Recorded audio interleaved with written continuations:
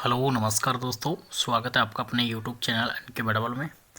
तो आपका UGC net paper first की एक और फ्री ऑनलाइन क्लासेस में आपका मोस्ट वेलकम है। और इसमें अपन पीवाई के सोल्व करने वाले हैं और ये आपका यूनिट 6 रहने वाला है। तो इसमें आप पहला क्वेश्चन आप देख पा रहे हो, 20 क्वेश्चन इस वीडियो में अपन सोल्व करेंगे। प्रज्ञा की श्रेष्ठता किसी एक विषय के बारे में उसकी एकाग्रता शक्ति पर उसी प्रकार निर्भर करती है जिस प्रकार कॉनकेव दर्पण उस पर पड़ने वाली सभी किरणों को एक बिंदु पर संग्रहित करता है। उपयुक्त कथन में किस प्रकार का तर्क निहित है? तो गणितीय, मनोवैज्ञानिक, सादृश्यात्मक, निगमनात्मक। तो इसमें देखो दर्पण के बारे में बोला है तो ये सादृश्यात्मक होगा, तो सी ऑप्शन आपका करेक्ट है। नीचे दो आधार वाक्य दिए गए हैं, इनसे 4 निष्कर्ष निकाले गए हैं। उसका कूट का चयन कीजिए जो वैध रूप से निगमित निष्कर्ष को दर्शाता है। आधार वाक्यों को व्यक्तिगत और संयुक्त रूप से लेकर, जैसे आधार वाक्य है अधिकांश नर्तक शारीरिक रूप से फिट है। बी कह रहा है अधिकांश गायक नर्तक हैं।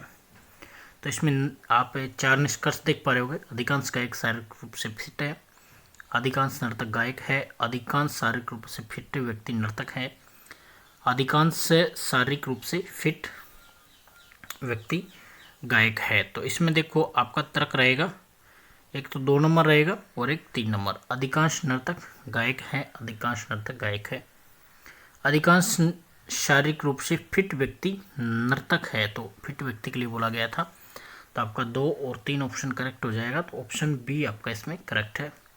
नेक्स्ट रहेगा आपका, निम्नलिखित में से कौन सा आगमनात्मक तर्क में पूर्व कल्पित है? सर्वसमीका का निर्णय, नियम, प्रकृति में अपरिवर्तनीयता, प्रकृति में सामंजस्य, प्रकृति की समरूपता। तो इसमें रहेगी प्रकृति की समरूपता। क्वेश्चन 4 है, पालतू पशु कम खुंखार होते हैं। यदि इससे प्रज्ञापित को असत्य मान लिया जाता है तो निम्नलिखित में से किस वाक्य आधार वाक्यों को निश्चित रूप से सत्य मानने का दावा किया जा सकता है? सही कूट का चयन कीजिए। आधार वाक्य है सभी पालतू पशु खुंखार होते हैं, अधिकांश पालतू पशु खुंखार होते हैं, कोई भी पालतू पशु खुंखार नहीं होता है, कोई पालतू पशु खुंखार नहीं होता है। तो इसमें देखो सभी पालतू पशु खुंखार होते हैं, अधिकांश पालतू पशु खुंखार होते हैं। तो ऑप्शन 1 और, तो यहाँ देखो नहीं बोला है, तो ये दोनों ऑप्शन नहीं रहेंगे और 1 और 2 आपका करेक्ट रहेगा। तो ए ऑप्शन आपका करेक्ट है, 1 और 2। निम्नलिखित में से कौन सा कथन वेन चित्र विधि के संदर्भ में सही नहीं है? तो तर्कों की वैधता के परीक्षण में एक विधि ये बिल्कुल सही है। एक चित्र में न्याय वाक्य दोनों आधार वाक्यों को प्रदर्शित, बिल्कुल करेक्ट है, दोनों सही है। इसमें बोला सही नहीं है, अभी 2 ऑप्शन और हैं। इसमें निरपेक्ष वाक्य के मानक रूप में 2 आधार वाक्यों के लिए परस्पर व्याप्त 2 वृत्तों की आवश्यकता होती है।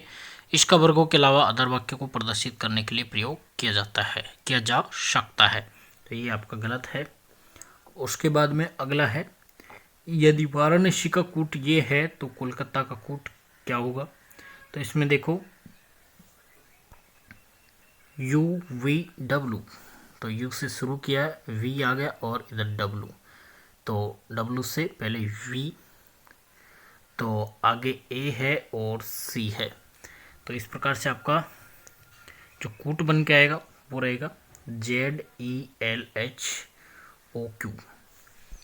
उसके बाद में अगला प्रश्न आपका रहेगा, चूँकि अन्य लोगों के साथ सर्वाधिक अन्य क्रिया अति सतही स्तर पर होती है, अच्छे खालिस्तान करना काफ़ी कठिन हो जाता है। तो इसमें हो जाता है पूर्वानुमान।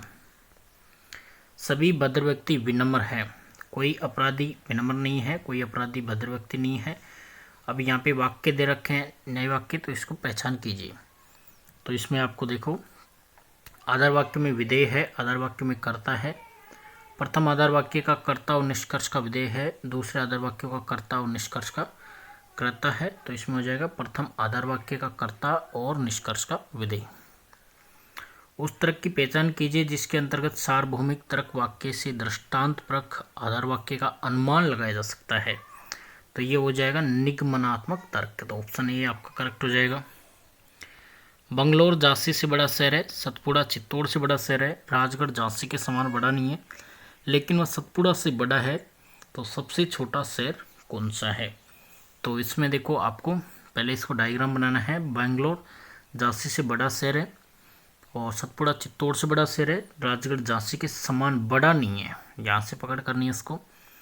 लेकिन वह सतपुड़ा से बड़ा है तो सबसे छोटा शहर कौन सा आ जाएगा, तो सबसे छोटा जो शहर है वो हो जाएगा आपका चित्तौड़। तो ऑप्शन डी आपका करेक्ट है। नेक्स्ट रहेगा आपका, वह प्रत्यक्ष जिसके द्वारा हमें किसी वस्तु का ज्ञान विधेय की विशेषता द्वारा नहीं होता बल्कि कतिपय असंबंधित अवयव के बोध से होता है कहलाती है, तो वो कहलाती है आपका अनियत प्रत्यक्ष। उसके बाद है निम्नलिखित तर्कों पर विचार कीजिए। ध्वनि अस्थायी है क्योंकि यह सर्वव्य है। नीचे दिए गए विकल्प से भारतीय तर्कशास्त्र के आधार पर उपयुक्त तर्क में हेतावाभास की पहचान कीजिए।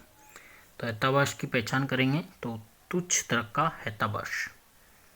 तो ऑप्शन एक आपका करेक्ट है। इसमें कोई संगीतकार जापानी नहीं है, सभी नाई संगीतकार है, कोई नाई जापानी नहीं है। तो उपयुक्त न्यायवाद और मध्यस्थ पद की पहचान करनी है आपको। तो इसमें है पहले आधार वाक्य में कर्ता, दूसरे में आधार वाक्य में विधेय है, तो ये करेक्ट है आपका। आगमनात्मक तर्क किस तरह उत्पन्न होता है, सार्वभौमिक विशिष्ट से, विशिष्ट से सार्वभौमिक, सार्वभौमिक से सार्वभौमिक, विशिष्ट से विशिष्ट। तो इसमें रहेगा आपका विशिष्ट से सार्वभौमिक, तो ऑप्शन बी आपका करेक्ट रहेगा। 5 मित्रों में विनीत मोनिका से लंबा लेकिन राम जितना लंबा नहीं है, जेकब दिलीप से लंबा है लेकिन मोनिका से छोटा है। इस समूह में सबसे लंबा कौन है, तो सबसे लंबा इसमें है राम।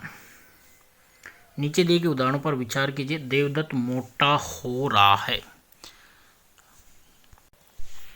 अगला कथन है वह दिन में खाना नहीं खाता इसलिए वह रात को खाना खाता होगा। अन्य बातें समान रहते हुए नीचे दिए गए विकल्प की सहायता से उपयुक्त उदाहरण में निहित तर्क की पहचान कीजिए। तो इसमें जो तर्क है वो रहेगा आपका अर्थापत्ति, तो ऑप्शन एक आपका करेक्ट रहेगा। नीचे दिए गए तर्क पर विचार कीजिए। ध्वनि स्थायी है क्योंकि यह जार की तरह की उत्पाद है। नीचे दिए गए विकल्पों से भारतीय तर्क के आधार पर उपयुक्त तर्क में निहित श्रामकता की पहचान कीजिए। तो इसमें है विरोधाभास तर्क वाला हेताभास। सभी न्यायाधीश निष्पक्ष है, ये तर्क खालिस्तान का उदाहरण है, तो सभी न्यायाधीश निष्पक्ष है, तो इस सार्वभौम विधेयी है। निम्नलिखित किन युक्तियों में आधार वाक्य और निष्कर्षों के मध्य जो संबंध होता है वह तार्किक अनिवार्यता का होता है, तो ये होता है निगमनात्मक में। भारतीय तर्कशास्त्र में अनुमान का मूल है, तो इसमें रहेगा आपका मध्यवर्ती पद मुख्य पद के बीच अपवर्ती सहवर्तीता, तो ऑप्शन डी आपका इसमें करेक्ट रहेगा। तो आज के इस वीडियो में अपन ने जाने यूनिट 6 के PYQ टॉप पे 20 क्वेश्चन इस वीडियो में अच्छे से सोल्व किया। तो आई होप यू आपका वीडियो काफ़ी हेल्पफुल रहा होगा। तो वीडियो को लाइक कर दीजिएगा, चैनल पर नहीं हो चैनल को सब्सक्राइब कर लीजिएगा। तो वीडियो को लास्ट तक देखने के लिए धन्यवाद। मिलते हैं कोई नए वीडियो के साथ, तब तक के लिए जय हिंद, वंदे मातरम।